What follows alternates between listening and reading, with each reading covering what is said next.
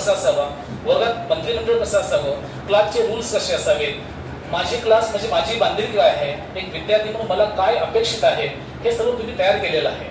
त्या पाठीमागे हेतू आहे, आपली एक बांधिलकी आहे. तिथं म्हटलंय बघा, दोन टाईपचे माइंडसेट असतात बघा. एक आहे ग्रोथ माइंडसेट, एक आहे फिक्स्ड माइंडसेट. तिथं काय म्हटलंय, intelligence and talent is fixed at birth. आपल्याकडे बुद्धी क्षमता आपलं टॅलेंट तुम्हाला जन्मजात आहेच, तुम्हाला दिलेलं आहे परमेश्वरानं. पुढे तुम्हाला काय करायचंय, intelligence and talent can be developed and grow. हे डेव्हलप होतं, हे ग्रो होतं, ते दाखवलंय ग्रो बघायचं. तिकडे आपण काय दाखवलंय, लॉग दाखवलंय बघा. हे तुमच्यात ऑलरेडी आहे, फक्त ते आता ग्रो करायचंय आपल्याला.